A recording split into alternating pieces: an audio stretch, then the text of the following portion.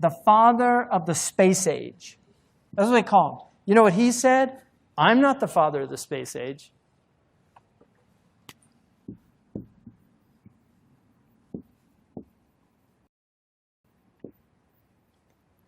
That's the real father of the space age.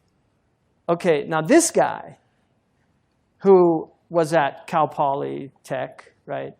This guy, Jack Parsons, was openly a devil worshiper. He developed the fuel that enabled us to penetrate the stratosphere. Satellites could not have come about without this guy. In his diary that he himself wrote, he had a dream. This is 1948. He had a dream where he saw somebody that he calls Belial Dajjal. And he tells him, you are helping me.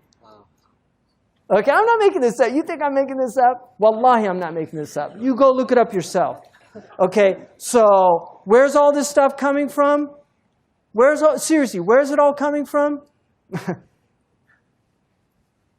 We're in the age of the Dajjal, you know. It's just Allahu Alam, when and where and what. But this is it, people. As far as I'm concerned, it's end game. Huh? That's why Allahu Akbar, water and prayer and Qibla, can't take that away from us. So just keep doing, you know. I mean, Khabbab wanted to, you know, he wanted to ask for death, you know. And he was with the Prophet ﷺ. Can you imagine that? Wanting to ask for death and you're living with the Prophet? So what about the age of the Dajjal? People will go by graves saying, would that I was in his place. Laytani makanahu.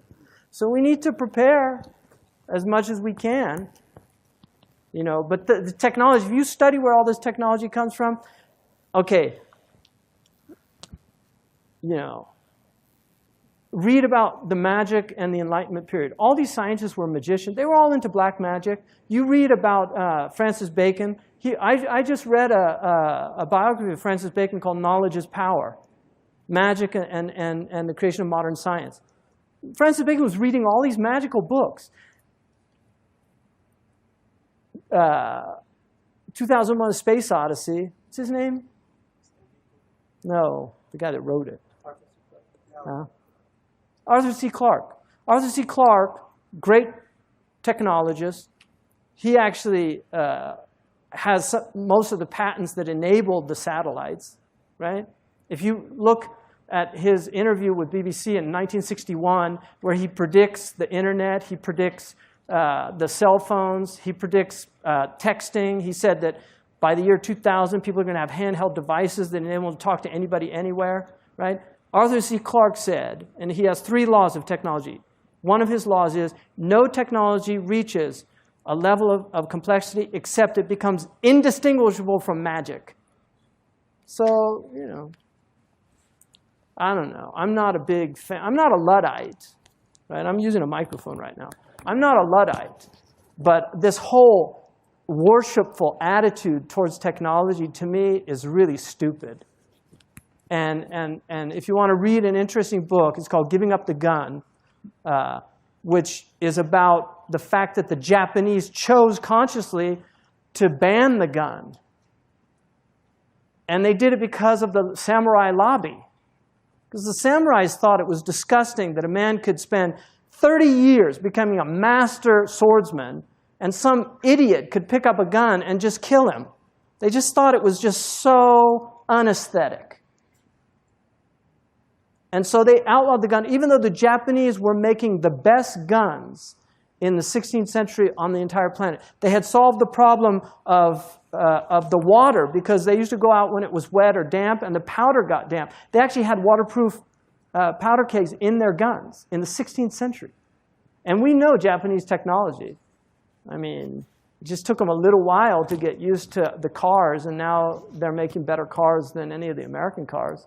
I mean, the Japanese have itqan when they do things, but they outlawed the gun.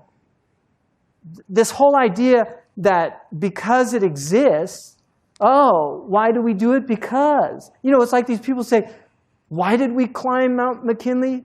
You know, or what's the K2? Is that what's K2? What's the tallest mountain in the world? Everest. Why do we climb Mount Everest? Because it's there. I mean, what a stupid thing to say. That is so dumb to me. It's like these Sherpas down at the bottom. The only reason they'd ever climb that is because you're paying them. They've been at the bottom of that mountain for centuries. They never thought about climbing. It's like, I'm not going up there.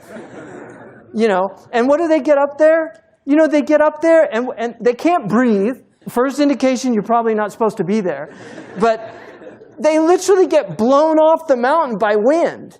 You know how many people have died? That British lady who left her kids in England to go climb Mount Everest. She got blown off. She orphaned her children.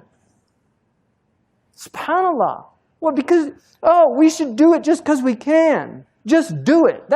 These are demonic slogans of this age. Just do it. You know, no limits. I mean, who made that one up? No limits? What do you mean? All you are is limits. You're limited in your space. You're limited in the decibels that you can produce. You're limited in your breathing. You're limited in your intellect. Everything's limits.